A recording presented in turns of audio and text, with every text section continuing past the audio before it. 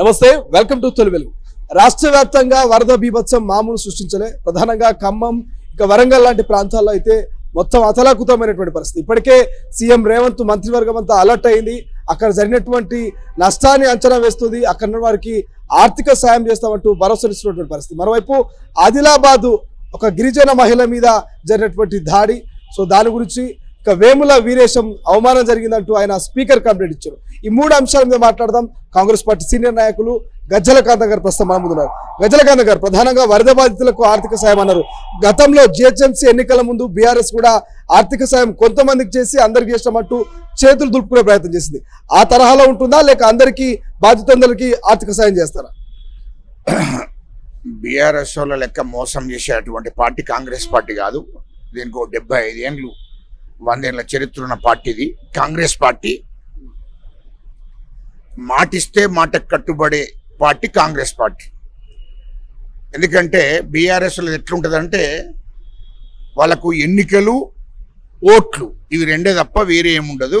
గతంలో జిహెచ్ఎంసీలో 10,000 వరద బాధితులందరికీ కూడా 10,000 అని చెప్పి అందులో ఒక 350-100 మందికి ఇచ్చేసి కడమ ప్రజలందరినీ కూడా మోసం చేసిండ్రు. అట్లా కాంగ్రెస్ పార్టీ చేయదు. కాంగ్రెస్ పార్టీ మాట ఇచ్చిందంటే ఇది ప్రజల కోసం ఉన్న పార్టీ, ప్రజల కోసం పుట్టినటువంటి కాంగ్రెస్ పార్టీ, ప్రజల పార్టీ కాంగ్రెస్ పార్టీ. అందుకోసం రాష్ట్రంలో వాస్తవానికి రాష్ట్ర వ్యాప్తంగా ఈ వర్షాల మూలంగా, వరదల మూలంగా నదులు పొంగి పొర్లినాయి. విపరీతంగా వర్షాలు వచ్చాయి. అసలు ఎప్పుడు లేనన్ని వర్షాలు ఇప్పుడు కురిచాయి. వాస్తవానికి ముఖ్యమంత్రి రేవంత్ రెడ్డి గారు అడుగుపెట్టిన తర్వాత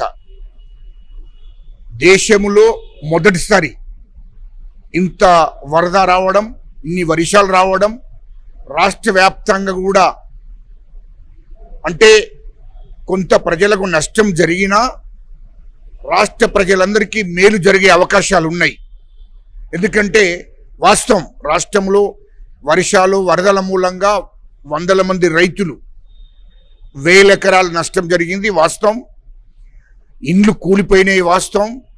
ఆస్తులు నష్టం జరిగింది కూడా వాస్తవమే. ఖచ్చితంగా ప్రభుత్వం వాళ్ళను ఆదుకుంటుంది. మా ముఖ్యమంత్రి రేవంత్ రెడ్డి గారు ఖచ్చితంగా వెంటనే మంత్రివర్గాన్ని అలాట్ చేశారు. రాష్ట్ర వ్యాప్తంగా మంత్రులు, ప్రభుత్వ యంత్రాంగం అంతా అలాట్ చేసి ఆ యొక్క నష్టపోయినటువంటి రైతులకు, నష్టపోయిన పేద ప్రజలకు, ఇండ్లు కూలిపోయిన వారికి వెంటనే చర్య తీసుకొని వాళ్ళందరికీ కూడా సహాయం చేయాలన్నటువంటి ఆలోచనతోని ఈ ప్రభుత్వం ముందుకు పోతుంది. వెంటనే వాళ్ళకి అందరికి కూడా నష్టం జరిగినటువంటి ప్రతి రైతుకు, ప్రతి పేద బిడ్డకు, ప్రతి అందరికి కూడా ఆస్తి నష్టం జరిగిన అందరికి కూడా ఖచ్చితంగా ప్రభుత్వం, కాంగ్రెస్ ప్రభుత్వం సాయం చేయబోతుంది. ఆర్థికంగా సాయం చేయబోతుంది. వాళ్ళందరిని ఆదుకుంటారు. అందరికి కూడా ఇండ్లు కూలిపోయినటువంటి వాళ్ళందరికీ కూడా ఇందిరమ్మ ఇండ్లు ఇస్తాం. ఖచ్చితంగా అందరినీ కూడా ఆదుకునే ప్రభుత్వమే కాంగ్రెస్ ప్రభుత్వము. ఇప్పుడు ముఖ్యమంత్రి గారు ప్రభుత్వ యంత్రాంగంతో నిద్ర లేకుండా 24 గంటలు ఈ ప్రజల కోసమే పనిచేస్తున్నాడు. వరద బాధితుల కోసం, రైతుల కోసం, ఇండ్లు కూలిపోయినటువంటి జనం కోసం పనిచేస్తున్నాడు. ఖచ్చితంగా అందరితోని సమావేశాలు, సదస్సులు ఏర్పాటు చేస్తున్నాడు. ఖచ్చితంగా తగు చర్యలు తీసుకుంటున్నాడు. రాష్ట్ర ప్రభుత్వము ఈ యొక్క వరద బాధితులందరినీ కూడా ఆదుకోవడానికి సిద్ధంగా ఉందని చెప్పి ఈ సందర్భంగా తెలియజేస్తున్నాడు. ఎవ్వరు కూడా ఆందోళన చెందవలసిన అవసరం లేదు. రైతులు కానీ, ఇటు ఆస్తి నష్టం జరిగినటువంటి వాళ్ళు కానీ, ఇండ్లు కూలిపోయినటువంటి వాళ్ళు కానీ, పేద ప్రజలు ఎవరైనా, మధ్యతరగతి వాళ్ళు ఎవరైనా మీరు ఆందోళన చెందవలసిన అవసరం లేదు. ఖచ్చితంగా పూర్తిగా ప్రభుత్వం మిమ్మల్ని ఆదుకుంటుందని చెప్పి సందర్భంగా నేను తెలియజేస్తున్నాను. ఆదిలాబాద్ లో గిరిజన మహిళపై దాడి ఇప్పటికే రాష్ట్ర వ్యాప్తంగా చర్చనీయాంశంగా మారింది. గిరిజన మహిళ దాడిని ఎట్లా చూస్తారు? అసలు ఆదిలాబాద్, కొమరంభీం, ఆసిఫాబాద్ జిల్లా అక్కడ జరిగిన సంఘటన, ఒక గిరిజన బిడ్డ మీద జరిగిన సంఘటన, గిరిజన మరి ఆదివాసి బిడ్డ మహిళ, ఆమె మీద అత్యాచార ప్రయత్నం జరిగింది. దాని మీద తగు చర్యలు ప్రభుత్వం తీసుకుంటుంది. ఖచ్చితంగా అక్కడ ఆ యొక్క గిరిజన బిడ్డకు ఖచ్చితంగా ప్రభుత్వం అండగా ఉంటుంది. ఎవరైతే అత్యాచార ప్రయత్నం చేశారో వాళ్ళ మీద తగు చర్యలు తీసుకుంటున్నది, చట్టపరమైన చర్యలు తీసుకుంటున్నది. ఖచ్చితంగా అక్కడ ఏం ఆందోళన చెందవలసిన అవసరం లేదు. ఎందుకంటే కాంగ్రెస్ ప్రభుత్వము గిరిజనుల కోసము, ఆదివాసుల కోసము, దళితుల కోసము, అణగారిన కులాల కోసమే పుట్టినటువంటి పార్టీ కాంగ్రెస్ పార్టీ. కాబట్టి కాంగ్రెస్ ప్రభుత్వము వెంటనే స్పందించింది. ఖచ్చితంగా తగు చర్యలు తీసుకుంటున్నాం. ఎవరైతే మహిళ మీద అత్యాచారం చేశారో వాళ్ళ మీద తగు చర్యలు తీసుకుంటున్నది. చట్టపరమైన చర్య తీసుకుంటే ఖచ్చితంగా జైలుకు పంపుతాము. మా ప్రభుత్వం చర్యలు తీసుకుంటుంది. వాని ఎవడైతే మరి అత్యాచార ప్రయత్నం చేశాడో వాడిని జైలుకు పంపే కార్యక్రమం చేస్తున్నాము. ఖచ్చితంగా ఆ కుటుంబాన్ని కూడా, ఎవరైతే అత్యాచారం చేయబడ్డదో ఆ ఆడబిడ్డ వాళ్ళ కుటుంబాన్ని కూడా ప్రభుత్వం, కాంగ్రెస్ ప్రభుత్వం ఆదుకుంటుంది, అండగా ఉంటుంది ప్రభుత్వము. ఇయ్యలో బయట ప్రతిపక్షాలు కానీ పనిలేనటువంటి వాళ్ళు కానీ మాట్లాడే మాటలు పట్టించుకోవాల్సిన అవసరం లేదు. కానీ ప్రధానంగా హోంశాఖ అనేది ఒకటి ప్రత్యేకంగా లేదు. హోంశాఖ మంత్రి నియమిస్తే కొంత భద్రతా పరంగా బాగుండేది, కొంత భద్రతా వైఫల్యం అనేది కనిపిస్తుంది క్లియర్గా అంటున్నారు కదా. మా ముఖ్యమంత్రి గారే హోంమంత్రి, మా ముఖ్యమంత్రి గారు ముఖ్యమంత్రి, రాష్ట్రానికి తండ్రి లాంటి వాడు. రాష్ట్ర ప్రజలను ఆదుకోవాల్సిన అవసరం మా ముఖ్యమంత్రి గారి మీదనే ఉంది. హోంమంత్రి ఇంకోలకి ఇస్తే హోంమంత్రి ఏం చేస్తాడో తెలియదు. కాబట్టి మా ముఖ్యమంత్రి గారు, ఆయన హోంమంత్రి అయినా రాష్ట్ర మంత్రివర్గంని అలాట్ చేసేటువంటి 24 గంటలు పనిచేసేటువంటి వ్యక్తి మా ముఖ్యమంత్రి గారు. ముఖ్యమంత్రి గారు అయినా, హోంమంత్రి అయినా, రాజు అయినా, తండ్రి అయినా ఈ రాష్ట్ర ప్రజలకు ఆయననే. కాబట్టి ఆయన ఖచ్చితంగా తగు చర్యలు తీసుకోవాలని అధికారులను ఆదేశించాడు. దానికి ఆందోళన చెందవలసిన అవసరం అంతకంటే లేదు అని చెప్తున్నా ఈ సందర్భంగా. దాంతో పాటు దళిత ఎమ్మెల్యే నగరికల్లి ఎమ్మెల్యే వేముల వీరేశంకు అన్యాయం జరిగింది. ఆ వీడియో ఒకటి వైరల్ అయింది, వారం రోజులు అవుతుంది. దాదాపుగా నిన్న కంప్లైంట్ కూడా చేశారు స్పీకర్ గారికి. సో దళితులకు ఎందుకు వరుసగా ఇట్లా అన్యాయాలు ఎందుకు జరుగుతా ఉన్నాయి, వాళ్ళ మీద ఎందుకు ఇటువంటి అవమానకరమైన సంఘటన జరుగుతా ఉన్నాయి? ఇక్కడ ఇయల్లో దళితుల పార్టీ అయినా, గిరిజనుల పార్టీ అయినా, ఆదివాసుల పార్టీ, అణగారిన కులాలకు సంబంధించినటువంటి పార్టీ అయినా కాంగ్రెస్ పార్టీ. ఈ కాంగ్రెస్ ప్రభుత్వము దళితులకు ఇచ్చిన ప్రాధాన్యత ఇంకా ఏ పార్టీ కూడా ఇవ్వలే. ఈరోజు అధికారులు ఒక అహంకారంతో, దురహంకారంతో వచ్చినటువంటి అధికారులు, గత ప్రభుత్వాలలో వాళ్ళు ఏజెంట్లుగా పనిచేసినటువంటి వాళ్ళంతా గత బీఆర్ఎస్ ప్రభుత్వం 10 ఏళ్ళు పరిపాలన చేసింది.